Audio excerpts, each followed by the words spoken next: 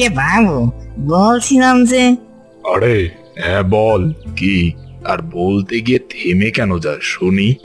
আগে বাবু, আমি তো বাবু মূর্খ মানুষ, লেখাপড়াও তেমনটা জানি না, তবে পড়তে পারি কোনো মতো। দেখুন তো বাবু, এটা কি? দেখবো কি আর, কি বা এনেছিস শুনি? তোকে না বললাম পুরোনো এই ঘরটা পরিষ্কার করতে? হ্যাঁ বাবু, ওটাই তো বলছিলাম। হঠাৎ নথিপত্র ঘাঁটতে গিয়ে দেখি একটা রহস্যময় চিঠি, তাই ভাবলাম। আরে বলিস কি? কি দেখি দেখি, দেখা তো আমাকে। এই বলে কানাই মোড়ল মশাইকে চিঠিটা হাতে দিল। মোড়ল চিঠিটা দেখার পর তো অবাক হয়ে গেল আর বলল, আরে কানাই, তুই এ কি এনেছিস রে? আমি তো। কেন বাবু, কি হলো? এই মরছি রে, এইবার এখন আমার কি যে হবে! এই ঈশ্বর, তুমি আমাকে রক্ষা করো। আরে আর বলিস না রে, এ তো অবিশ্বাস্য ব্যাপার। এতে লেখা আছে আমাদের পূর্বপুরুষের গুপ্তধনের সন্ধান, যা অনেক বছর আগে বনের মধ্যে লুকিয়ে রাখা হয়েছিল। কানাই তো শুনে অবাক আর মোড়ল মশাইকে বলল, গুপ্তধন? কিন্তু বাবু, গুপ্তধন সেটা ওখানে কেন এবার রাখবে? আরে বুদ্ধ, আমাদের পূর্বপুরুষেরা যুদ্ধের সময় সোনার মুদ্রাগুলো একটা নির্দিষ্ট স্থানে লুকিয়ে রেখেছিল, যেন শত্রুদের হাত থেকে সেটা রক্ষা করতে পারে। কিন্তু চিঠিটা দেখে মনে হচ্ছে আমাদের পূর্বপুরুষেরা এই গুপ্তধনের জায়গাটি বের করতে পারেনি। তাহলে কি এখনো সেই ধন মাটির নিচেই রয়ে গেছে? হ্যাঁ গো গিন্নি, তবে চিঠিতে বেশ কিছু সংকেত রয়েছে, যা সমাধান করলে হয়তো গুপ্তধনের জায়গাটি খুঁজে পাওয়া যেতে পারে। তবে তাই করো, কিন্তু হ্যাঁ, কানাই, যা তো রঘুবীর আর বলবীরকে ডেকে নিয়ে আয়। কিন্তু আমি মনে করি ওদের থেকে বাচ্চারাই রহস্য সমাধানে ভালো, কারণ তাদের মন কৌতূহলী এবং তারা নতুন কিছু শেখার জন্য সব সময় উদগ্রীব। আগে বাবু, গিন্নিমা কিন্তু মন্দ বলেনি। তাহলে কি আমরা বাচ্চাদের সাহায্য নিব? এরপর গ্রামের প্রতিটা বাচ্চাদের কাছে খবর পৌঁছানো হলো। এসব শুনে গ্রামের কিছু লোকজন তাদের মধ্যে বলা বলি করছে, আরে কি বলে আমাদের মোড়ল মশাই, দেখেছিস তোরা? হ্যাঁ গো দাদা, বাচ্চারা কি তাহলে পারবে বলো তো? তাহলে বোস, মোড়লের মাথা কি তবে নষ্ট হয়ে গেল?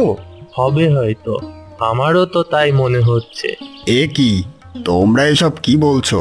মোড়ল মশাইয়ের মতো মানুষ হয় বলো তো? সে হয়তো কোনো কিছু ভেবেই এমন সিদ্ধান্ত নিয়েছে। হ্যাঁ হ্যাঁ, তা তুমি কথা মন্দ বলনি।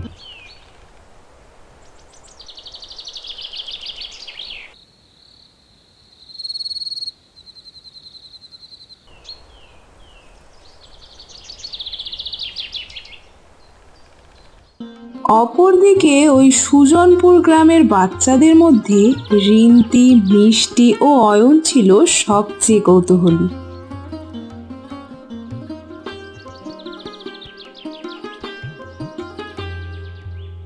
এই এই মিষ্টি শোন। হ্যাঁ রে দিদি, বল, কিছু বলবি? হঠাৎ সেখানে অয়ন চলে এলো আর ওদের দেখে বলল, কিরে, তোরা এখানে যে? তোরা মোড়ল মশাইয়ের দেয়া খবরটি পেয়েছিলি? হ্যাঁ রে, পেয়েছি, আর এই জন্যই তো মিষ্টিকে জানাতে এলাম। আরে তোরা শুনেছিস? আমিও শুনেছি রে, কিন্তু আমার মা তো মানা করেছে যে বাড়ির বাইরে না যেতে। এখন তোরাই বল, কি করি আমি? আরে চল, আমিও তো আছি রে। এ কথা শুনে রিন্তি হাসতে হাসতে বলল, যে কিনা সব কিছুতে ভয় পায় আর সে বলে এইটা। যাই হোক, চল মিষ্টি, আমরা তিনজনই যাই তবে মোড়লের কাছে। এই কথা শেষ করে তারা চলল মোড়লের বাড়িতে। দুপুর গড়িয়ে সন্ধ্যা নেমে এলো। তারা মোড়লের বাড়িতে পৌঁছালো আর গিয়ে বলল, প্রণাম মোড়ল মশাই।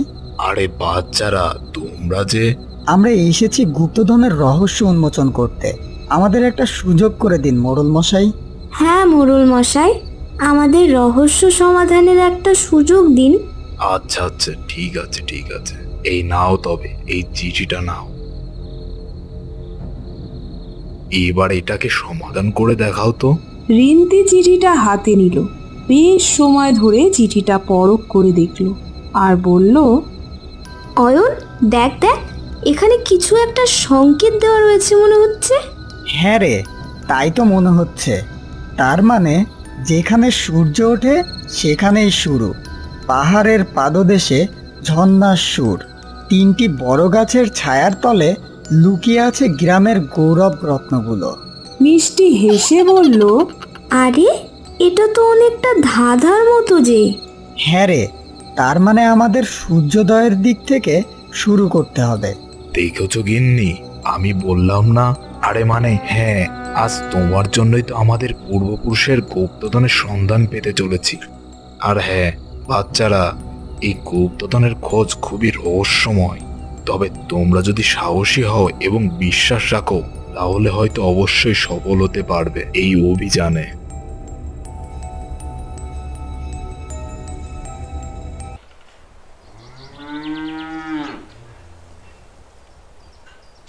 এরপর তারা মানচিত্রের নির্দেশনা অনুসরণ করে যাত্রা শুরু করল। প্রথমেই তাদের একটি ভুতুড়ে বন পাড়ি দিতে হলো। বনের মধ্যে অদ্ভুত শব্দ ও ছায়ায় এসব দেখে ভয় না পেয়ে তারা নির্ভীকভাবে এগিয়ে চলল।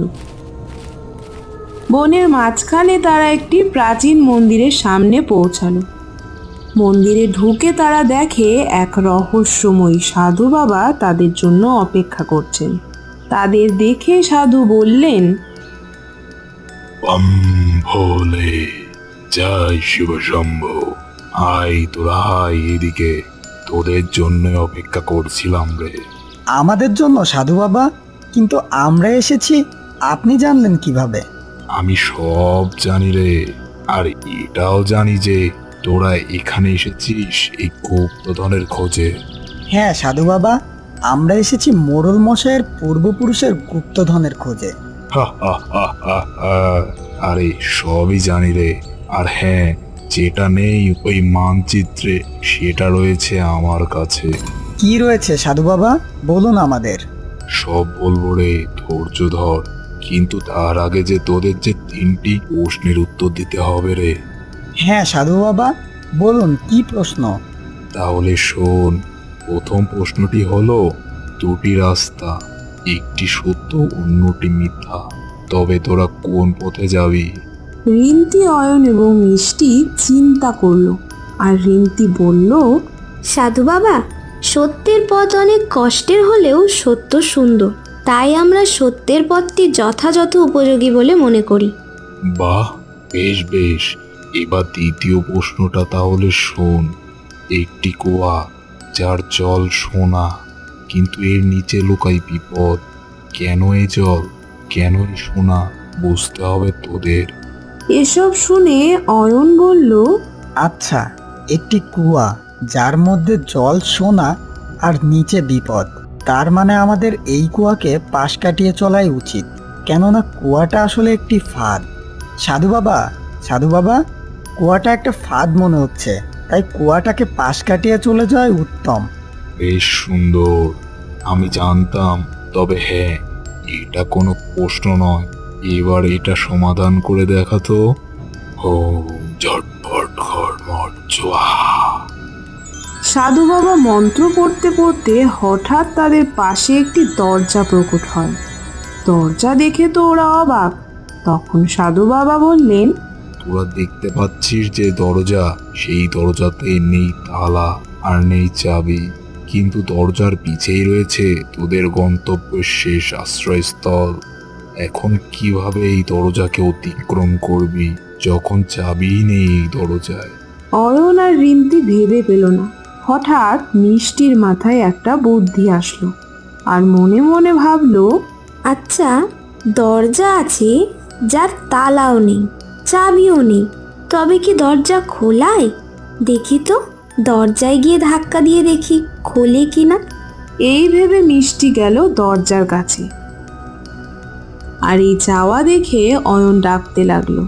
সে কথায় কান না দিয়ে এগিয়ে গেল সাহসিকতার সাথে এবং গিয়ে ধাক্কা দিতেই দরজা খুলে গেল। বাহ, তোদের বন্ধুত্বের কোনো জবাব নেই রে। তোরা সমাধান করেছিস, এবার যা। জয় শিবশম্ভু।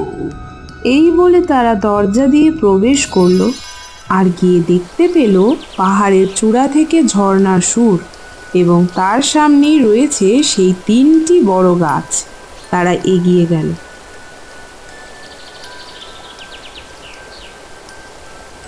এই দেখ দেখ, সেই 3টি গাছ যেটা মানচিত্রে দেখা যাচ্ছিল, তার মানে মনে হচ্ছে আশেপাশে গুপ্তধন রয়েছে। এরপর তারা 3 বন্ধু 3টি গাছের নিচে মাটি খুঁড়তে শুরু করলো। কিছুক্ষণ পর মিষ্টি দেখতে পেল একটা পুরনো বাক্স। বাক্সটি অনেক পুরনো, ধুলো মাখা, আর সেটার গায়ে সোনার নকশা করা আছে। হঠাৎ অয়ন এসে বলল, পেয়ে গেছি, এই তো পেয়ে গেছি গুপ্তধন।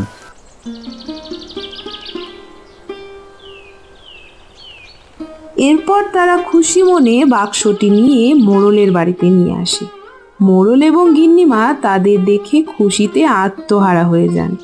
বাক্সটি খুলতেই ভেতর থেকে ঝলমলে সোনার মুদ্রা বের হয়। বাহ, সুন্দর কাজ করেছো বাচ্চারা।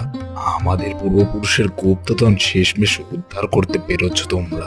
তোমাদের কথায় এই গ্রামবাসীরা চিরকাল মনে রাখবে। তোমরা সকলেই সুজনপুরের গর্ব। আমরা তোমাদের সকলকেই পুরস্কৃত করব। গিন্নিমা, এই গ্রামের সকলের কল্যাণের জন্য ব্যবহার করা হোক, যাতে সবাই উপকৃত হবে। হ্যাঁ রে হ্যাঁ, এটা শুধু আমাদের নয়, এই গুপ্তধন পুরোটাই সুজনপুরবাসীর। অয়ন, মিষ্টি ও রিন্টি তাদের এই অভিযান জীবনের মূল্যবোধ পরিবর্তন করে দিল। তারা গ্রামে ফিরে এসে সকল গ্রামবাসীকে বলল, শোনো গ্রামবাসী, সত্যিকারের ধন সম্পত্তি শুধুমাত্র সোনাদানা মণিমুক্তাই নয়। সত্যিকারের গুপ্তধন হলো তোমাদের সাহস, বিশ্বাস ও বুদ্ধিমত্তা। আর এই ধন সম্পদগুলো কখনো হারাবে না।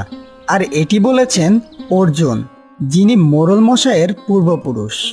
এই অভিযান তাদের জীবনকে পরিবর্তন করে দিল এবং তারা গুপ্তধনের সন্ধান নয়, বরং বুদ্ধি, বন্ধুত্ব ও পরিশ্রমের গুরুত্ব দিয়েছে। তো বন্ধুরা, কেমন লাগলো আমাদের আজকের এই গল্পটি? ভালো লাগলে অবশ্যই আমাদের চ্যানেলটিকে সাবস্ক্রাইব করে দিও। ধন্যবাদ।